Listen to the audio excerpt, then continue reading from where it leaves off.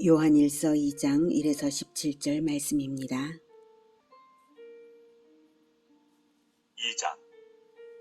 나의 자녀들아, 내가 이것을 너희에게 쓰면 너희로 죄를 범하지 않게 하려 함이라. 만일 누가 죄를 범하여도 아버지 앞에서 우리에게 대언자가 있으니 곧 의로우신 예수 그리스도시라. 그는 우리 죄를 위한 화목 제물이니 우리만 위할 뿐 아니요 온 세상의 죄를 위하심이라. 우리가 그의 계명을 지키면 이로써 우리가 그를 아는 줄로 알 것이요 그를 아노라 하고 그의 계명을 지키지 아니하는 자는 거짓말하는 자요 진리가 그 속에 있지 아니하되 누구든지 그의 말씀을 지키는 자는 하나님의 사랑이 참으로 그 속에서 온전하게 되었나니 이로써 우리가 그의 안에 있는 줄을 아노라. 그의 안에 산다고 하는 자는 그가 행하시는 대로 자기도 행할지니라. 사랑하는 형제 여러분, 10월 18일 화요일 저녁 묵상에 오신 것을 환영합니다. 하나님께서 천지 만물을 창조하셔서 인간을 위하시고 몸을 가진 인간에게 하나님의 영을 불어넣으셔서 교제하신 것은 하나님이 사랑의 교제를 하시는 분이신 것을 알게 합니다. 사랑의 교제로서 생명이 살아납니다. 말씀을 받아들이는 것이 사랑의 교제의 시작이고 생명의 시작점이 됩니다. 생명이신 하나님과 교제가 있는 것이 생명입니다. 에덴에서도 선악과 언약을 주심으로써 언약 준수를 전제로 영생을 인간에게 보장하신 것이 선악과 언약이죠. 교제의 원리입니다. 언약을 받아서 믿으면 영원히 산다. 그런데 믿지 않고 그것을 먹으면, 선악과를 먹으면 죽는다. 하나님의 말씀을 듣고 믿고 순종하며 그 안에서 사는 한 생명이 있는 것입니다. 말씀이신 하나님의 아들은 하나님과 완전한 교제 가운데 있으셨고 영원한 생명이신 분이신데요. 그분이 몸을 가진 사람으로 태어나신 것은 몸을 가진 인간에게 임마누엘의 교제를 베푸시기 위해 몸으로 태어나셨습니다. 하나님의 아들과의 교제의 결과 하나님의 아들들이 되라고 하시는 하나님의 은혜입니다. 그런 교제는 예수님 당대에만 아니라 대대로 연속되도록 십자가 대속과 부활 승천 이후에 성령을 믿는 자들에게 성령을 보내어 주셔서 제자화의 계보를 따라서 아버지와 아들과 그 아들들의 교제가 되게 하셨습니다. 그런데 영지주의 이단들은 더러운 육신에 어떻게 하나님의 영이 임하느냐고 하면서 예수님이 몸으로 태어나셨다는 성육신 자체를 믿지 못했습니다. 그러면서 육과 영은 따로따로 다른 원리대로 작동된다고 주장했습니다. 그래서 육신의 타락과 영혼의 정결함이 공존되므로 육신으로는 타락해도 영혼만 정결하면 구원이라며 도덕 폐기론으로 흘렀습니다. 논리적인 모순으로 가득 찬 영지주의 이단의 주장인데요. 당시 교회들은 크게 혼란을 겪었습니다. 그로 인해서. 그래서 사도 요한은 요한일서 편지를 통해서 예수님의 성육신을 분명하게 주장하면서 그분의 가르침인 진리의 빛 가운데 교제하며 살아가는 것이 생명인 것을 가르쳤습니다. 그 교제는 마땅히 죄를 버리는 것을 전제로 합니다. 1장에서는 하나님과의 교제에 있어서 기본 자세 두 가지를 말했습니다. 진리의 빛 가운데 살아가는 것과 죄를 자백하는 것입니다. 2장에서는 하나님과의 교제를 위한 실천 방법을 가르치는데요. 6절까지는 교제의 최대 장애가 되는 죄를 범하지 않기 위해 그리스도의 계명을 준수하라 하고 촉구하고 있습니다. 죄를 범하면 언약을 깨뜨린 것이므로 하나님과의 교제가 끊깁니다. 원체 연약한 우리는 누구나 쉽게 죄에 노출되죠. 그래서 하나님과 끊어지기가 쉬운데요. 다행히도 우리가 죄를 자백하며 회개할 때에 우리를 중보하시는 아버지 앞에서 1절 아버지 앞에서 우리에게 대언자가 있으니 곧 의로우신 예수 그리스도께서 중보해 주심으로 우리 죄가 그리스도의 보혈로 씻음받을 수 있다는 사실입니다. 예수님의 십자가의 죽으심은 2절에서 우리 죄를 위한 화목 제물로서 우리와 하나님 사이를 중재하기 위해서 죽으신 것입니다. 이 죽으심이 있기 때문에 우리가 예수 그리스도 이름으로 회개하면서 죄를 버릴 때에 우리는 죄 씻음을 받는 것이죠.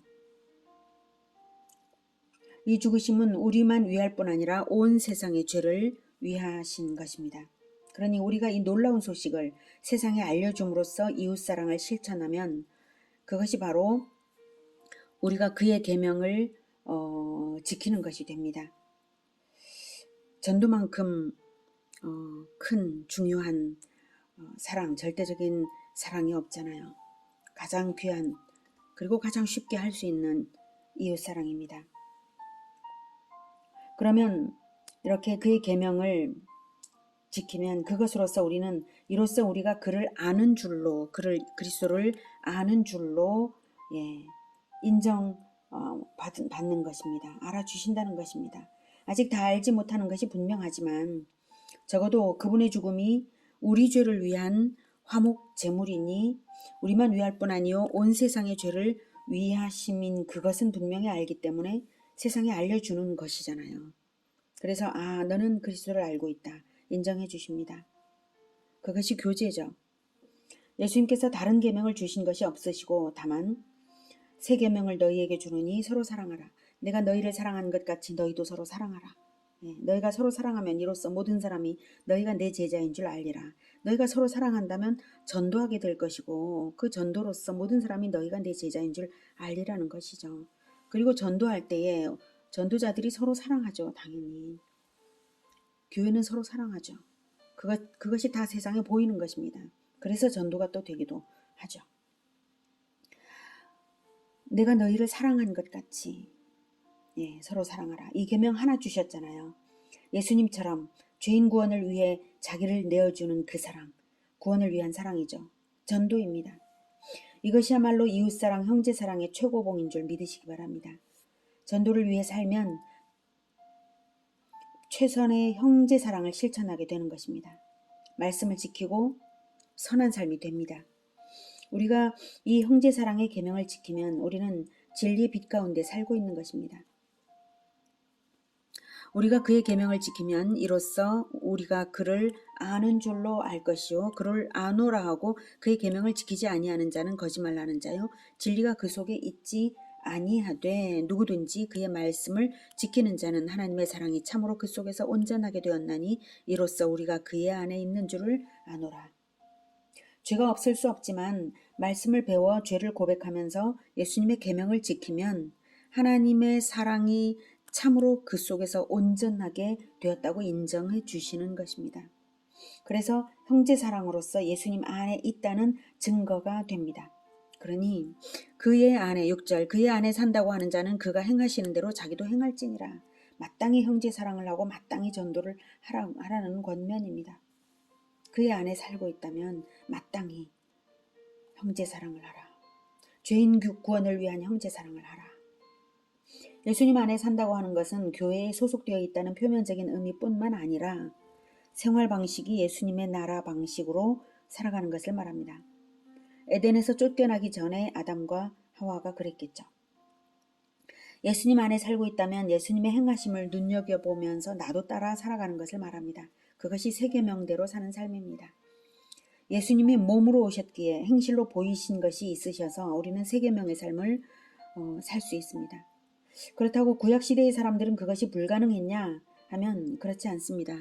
7절부터 사랑하는 자들아 내가 새 계명을 너희에게 쓰는 것이 아니라 너희가 처음부터 가진 옛 계명이니 이 옛 계명은 너희가 들은 바 말씀이거니와 다시 내가 너희에게 새 계명을 쓰노니 그에게와 너희에게도 참된 것이라. 이는 어둠이 지나가고 참 빛이 벌써 비춤이니라. 다시 내가 너희에게 새 계명을 쓰노니 이것은 옛 계명이라 한 것을 새 계명이라고 다시 새로 말한다 이 말입니다. 새 계명이라고 내가 말한다. 이미 옛 계명인데 원래는 그 옛 계명인 동시에 새 계명이 된다 이렇게 말하는 것입니다. 구약의 율법과 십계명의 총체를 예수님께서 모범을 보이셨고요. 모범으로 인생 모범으로 보이셨고요. 십자가에서 완성하셨으므로 예수님의 본을 따라서 예수님처럼 사랑하면 구약의 율법과 십계명이 완성된 것과 다름이 없기 때문입니다. 그래서 예수님처럼 사랑하는 것은 율법의 완성입니다. 구약 율법보다도 훨씬 명백하게 모범으로 보여주셨으니 누구든지 알아들을 수 있고 실행할 수 있도록 하신 것이죠. 그래서 이 새 계명을 받음으로써 예수님 안에 들고 그 안에서 사는 것은 바로 어둠이 지나가고 참빛이 벌써 비친 것입니다. 그러니 예수님 안에서는 형제를 사랑하지 않을 수가 없습니다. 9절.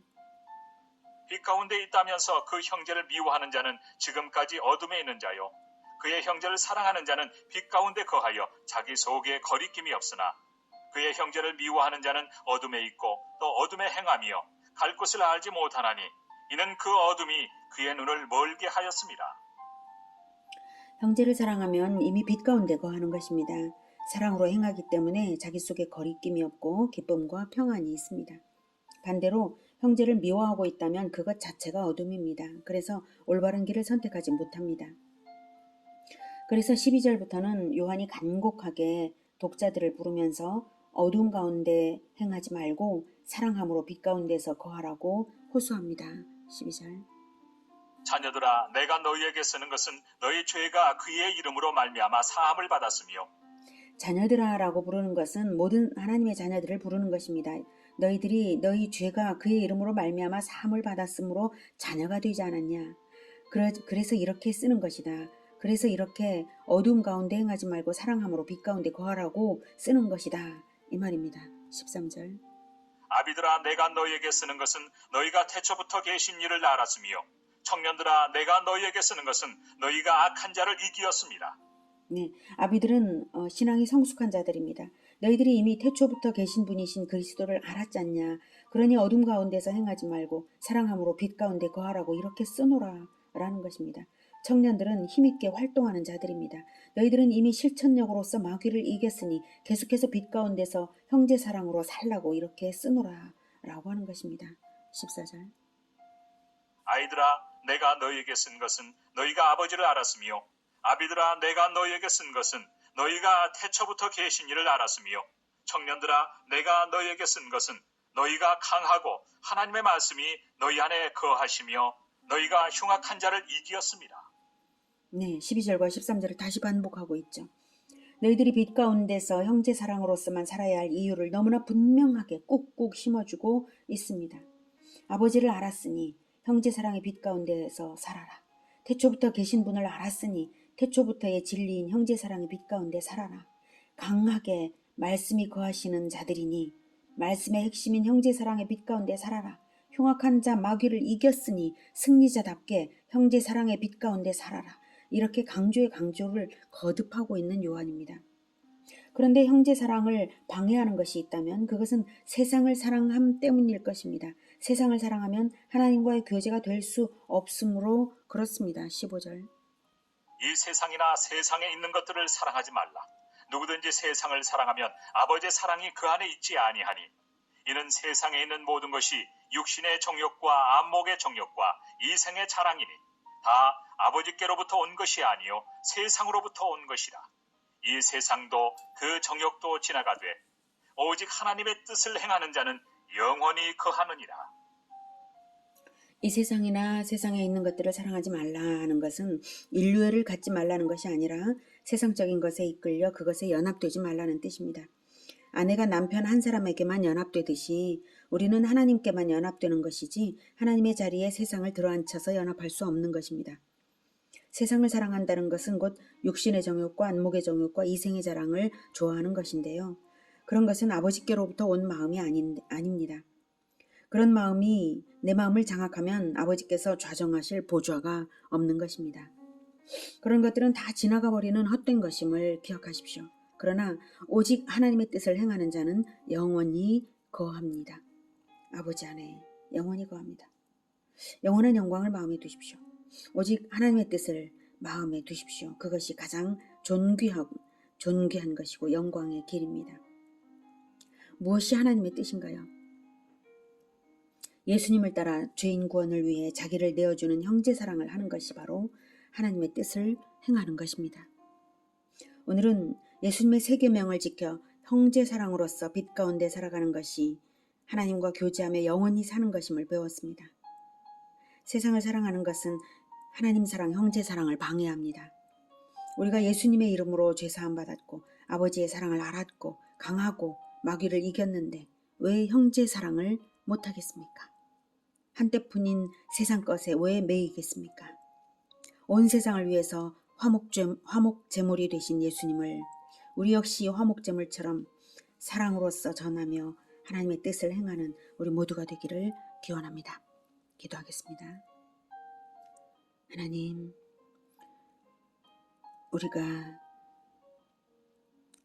우리를 자기 생명으로 사랑하여 주신 예수님을 따라서 예수님처럼 형제 사랑을 하겠습니다.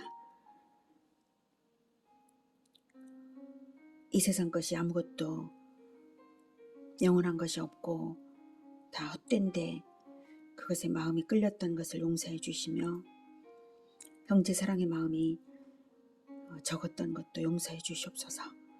이제 오직 하나님의 뜻을 위하여서 예수님만 따라 형제 사랑을 나타내는 그런 삶을 살겠습니다. 주님 도와주시옵소서. 예수님의 마음으로 충만하게 하여 주시옵소서. 예수 그리스도 이름으로 기도드립니다. 아멘. 이어지는 시간은 개인 기도 시간입니다.